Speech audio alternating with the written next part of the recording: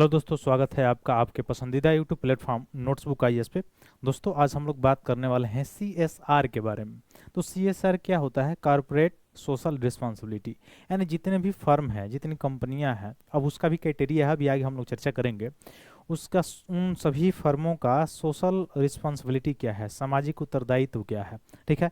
पर्यावरण से संबंधित उनकी उत्तरदायित्व क्या है। ऐसे ही एक कंसेप्ट आया था ग्रीन क्रेडिट वाला, ऐसे ही एक कंसेप्ट आया था कार्बन क्रेडिट वाला। तो ये सारी चीज़ें हमने पढ़ा होगा कि कार्बन क्रेडिट, ग्रीन क्रेडिट क्या है, पर्यावरण के रूप में मतलब पर्यावरण को बढ़ावा देने के लिए एक तरह से, और कार्बन के इमिशन को कम करने के लिए ऐसा इनिशिएटिव करके लाया गया था, जैसे कार्बन क्रेडिट वाला। तो उसको तो वैश्विक मार्केट में आप जो है उसका मार्केटिंग भी कर सकते हैं, खरीद बेच सकते हैं। उसके बाद से ग्रीन क्रेडिट भी आया था। ठीक वैसे ही सीएसआर जो है ये एक रूल आया हुआ था। तो जो कॉर्पोरेट सोशल रिस्पॉन्सिबिलिटी, यानी जो भी का फर्म है उनका सामाजिक रूप से उत्तरदायित्व क्या है, पर्यावरण रूप से पर्यावरण को बढ़ाना या फिर से निर्धनता को कम करना, असमानता को कम करना, इस तरह से। तो इसके बारे में हम लोग अभी डिटेल्स पढ़ेंगे।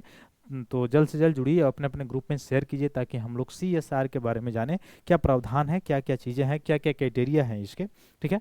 तो देखिए, सूचीबद्ध फर्मों ने कारपोरेट सामाजिक उत्तरदायित्व खर्च में अभी वृद्धि की है, एक रिपोर्ट में ये बताया गया है, और ये अच्छा संकेत है, वृद्धि किए हैं। तो इस रिपोर्ट में क्या बताया गया है कि जो कंपनियों के मुनाफे बढ़ रहे हैं, जितने भी कारपोरेट फर्म हैं उनके जो मुनाफे बढ़ रहे हैं, मुनाफे के बढ़ने के, मुनाफा में लाभांश लाभ जो है बढ़ने के कारण 2022-23 में खर्च किए गए 15,524 करोड़ की तुलना में 2023-24 में आप देखेंगे तो सीएसआर फंडिंग में 16% की वृद्धि हो गई है, यानी 17,967 करोड़ रुपए की वृद्धि हो गई है। तो सोशल रिस्पॉन्सिबिलिटी जो है, कॉर्पोरेट सोशल रिस्पॉन्सिबिलिटी में कितने परसेंट की वृद्धि हुई है?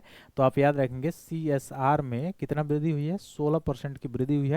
कब? 23-24 में, सॉरी, 23-24 में 16% की वृद्धि हुई है। 22-23 के मुताबिक जो है 23-24 में आप देखेंगे 16% की वृद्धि दर्ज की गई है। इससे क्या होगा? असमानता को कम करना, गरीबी को कम करना, न्यूट्रिशन को बढ़ाना, ठीक है, न्यूट्रिशन जो जिनको कम मिलता है, भुखमरी को दूर करना, ये सारी चीज़ों में पर्यावरण से संबंधित जो भी चीज़ें हैं उसको बढ़ावा देने के लिए सारी चीज़ों को इस फंड का प्रयोग किया जाता है। तो इस सूची में आप देखेंगे जो एचडीएफसी बैंक 945.31 करोड़ रुपए के सीएसआर खर्च के साथ शीर्ष पे है। तो सबसे फर्स्ट पे आप याद रखेंगे कि कॉर्पोरेट सोशल रिस्पॉन्सिबिलिटी के संदर्भ में सबसे पहला जो कॉर्पोरेट सेक्टर है वो है एचडीएफसी बैंक, जो सबसे फर्स्ट नंबर पे है, जो 945.31 करोड़ रुपए का जो सीएसआर खर्च किया हुआ है। इसके बाद अगर देखेंगे तो आपको दिखाई देगा रिलायंस इंडस्ट्रीज है, उसके बाद से थर्ड नंबर पे है टाटा कंसल्टेंसी। तो ये तीन का याद रखेंगे आप लोग सीएसआर के तहत, यानी कॉर्पोरेट सोशल रिस्पॉन्सिबिलिटी के तहत जो खर्च में भारत में देखा जाएगा तो सबसे नंबर 1 पे कौन है? एचडीएफसी बैंक है, सेकंड नंबर पे रिलायंस इंडस्ट्री है, और थर्ड नंबर पे टाटा कंसल्टेंसी का स्थान है। सीएसआर के बारे में अगर और हम लोग देखें तो ये क्या है? अभी मैंने बताया कि व्यावसायिक कार्यों में सामाजिक और पर्यावरणीय विचारों को एकीकृत करने की एक प्रणाली है। तो ये कैसे मतलब रेगुलेट होता है?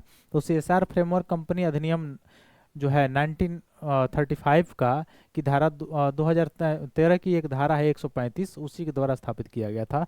तो सीएसआर फ्रेमवर्क जो है 2013 का जो कंपनी अधिनियम 2013 है, 2013 जो एक्ट है कंपनी अधिनियम का, उसी की 135 जो धारा है उसी के अनुसार इसको स्थापित किया गया था। भारत सीएसआर गतिविधियों के कार्यान्वयन का अनिवार्य करने वाला कानून बनाने वाला पहला राष्ट्र है, जो है भारत बना है, ठीक। अब पात्रता के लिए मानदंड क्या है? मानदंड ये है कि फंड आवंटन में अगर आप देखेंगे तो कंपनियों को कम से कम जो आवंटित करने के लिए बाध्य किया जाता है सीएसआर के लिए, पिछले 3 वर्षों से उनके शुद्ध जो लाभ है उसका 2% राशि विरासत के सुरक्षा आदि गतिविधियों में यह मतलब खर्च किया जाएगा। फिर गैर अनुपालन के लिए जुर्माना क्या है कि जो कंपनियां इसका अनुपालन नहीं करेंगी उन पर जुर्माना भी लगाया जाएगा। यदि कंपनी खर्च करने में विफल रहती है सीएसआर कॉर्पोरेट सोशल रिस्पॉन्सिबिलिटी के तहत, तो राशि और इसे एक निर्दिष्ट निधि में स्थानांतरित नहीं करता बल्कि दंड है लगाया गया है, तो दंड लगाया जाता है, ठीक ना।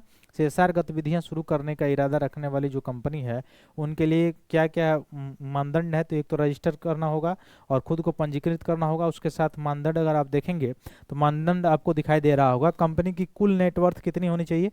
500 करोड़ रुपये या उससे अधिक होनी चाहिए, ठीक है। तो कंपनी की कुल नेटवर्थ अगर 500 करोड़ या उससे अधिक है तब तो ये इसके पात्र है, कॉर्पोरेट सोशल रिस्पॉन्सिबिलिटी के तहत वो पात्र माना जाएगा।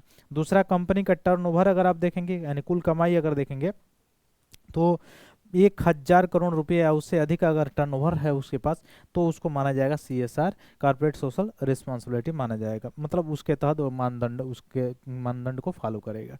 तीसरा मानदंड है कि कंपनी का निवल लाभ जो होगा, नेटवर्थ जो होगा, वो 5 करोड़ रुपए या उससे अधिक अगर होना चाहिए। तो ये 3 क्राइटेरिया है इसका। एक तो कंपनी की कुल नेटवर्थ 500 करोड़ रुपए या उससे अधिक होना चाहिए, दूसरा कंपनी का टर्नओवर 1000 करोड़ रुपए या उससे अधिक होना चाहिए, और तीसरा कंपनी का निवल लाभ जो है 5 करोड़ रुपए या उससे अधिक होना चाहिए। तो ये 3 पात्र मानदंड है जो कॉर्पोरेट सोशल रिस्पॉन्सिबिलिटी के तहत जो इसमें दिया जा सकता है। तो बढ़ोतरी दर्ज की गई है, यही एक सुर्खियों में बना हुआ था। तो किस किस कौन कौन सी कंपनी है जो आप कॉर्पोरेट सेक्टर है जो शीर्ष, अगर थर्ड में देखेंगे, भारत पहला ऐसा राष्ट्र है, तो शीर्ष थर्ड में अगर आप देखेंगे तो पहला HDFC बैंक है, दूसरा रिलायंस इंडस्ट्री है, और तीसरा जो है वो टाटा कंसल्टेंसी। तो ये 3 कंपनियां जो है ये शीर्ष पे हैं। ठीक है, तो चलिए फिर मिलते हैं हम लोग अपने अगले क्लास में, तब तक के लिए बहुत बहुत धन्यवाद दोस्तों। जय हिंद।